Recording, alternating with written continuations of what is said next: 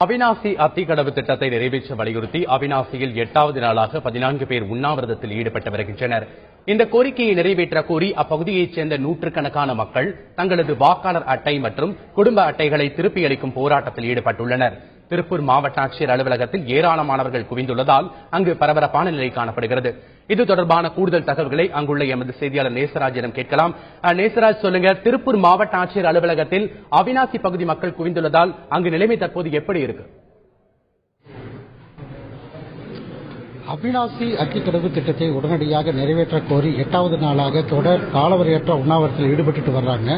இதுல குறிப்பாக அந்த பகுதி பொதுமக்கள் கூறும்பொழுது அத்திக்கடவு அவிநாசி திட்டத்தை உடனடியாக நிறைவேற்ற வேண்டும் என தெரிவித்துள்ளனர். தற்பொழுது திருப்பூர் மாவட்ட ஆட்சியர் அலுவலகத்தில் அந்த பகுதி பொதுமக்கள் கிட்டத்தட்ட 1000க்கும் மேற்பட்டோர் இந்த திருப்பூர் மாவட்ட ஆட்சியருக்கு வந்திருக்காங்க. இவங்க இந்த திட்டத்தை நிறைவேற்றலைன்னா குடும்ப அட்டை மற்றும் வாக்காளர் அட்டை அடையாள அட்டையை நாங்கள் ஒப்படைப்போம் அப்படின்னு தெரிவிச்சிருக்காங்க.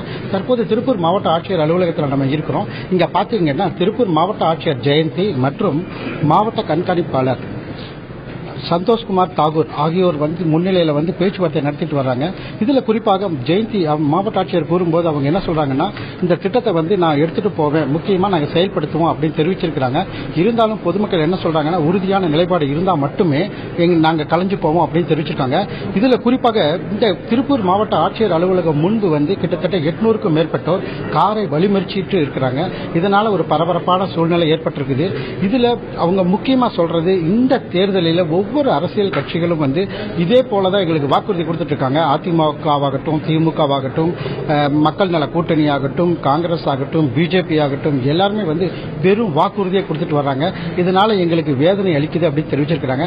இதுல காலவரையற்ற உண்ணாவிரத்தில் ஈடுபட்ட ஒரு 4 பேர் கவலைக்கிடமான மோசமான உடல்நிலை பெற்றிருக்காங்க. அங்க ஆம்புலன்ஸ் வசதி எதுவும் செய்து தரல.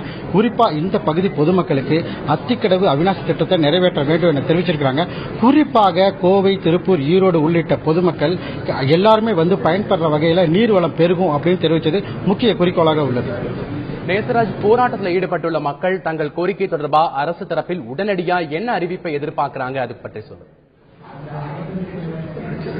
முக்கியமா இவங்க என்ன கேட்கிறாங்கன்னா, அவிநாசி அத்திக்கடவு திட்டத்தை பல்வேறு திட்டங்களை தேர்தல் வாக்குறுதியை கொடுத்தாங்க. ஆனா இதுவரைக்கும் எதுவுமே நடைமுறைப்படுத்தல அப்படின்னு தெரிவிச்சிருக்காங்க. ஆனா இந்த காலவரையற்ற உண்ணாவிரத போராட்ட பந்தல்ல ஒவ்வொரு கட்சி தலைவர்களும் ஆதரவு தெரிவிச்சிட்டு வர்றாங்க. வர்ற தேர்தலில் இந்த வாக்குறுதியை கேட்டு யாரும் வரக்கூடாதுங்கிற முக்கியமான ஒரு குறிக்கோளை வச்சிருக்கிறாங்க. அதே போல அதிமுக கொடுத்த இலவச பொருட்களை திருப்பூர் மாவட்ட ஆட்சியர் அலுவலகத்தில் அவங்க திருப்பி கொடுக்கறதுக்காக கொண்டு வந்திருக்கிறாங்க.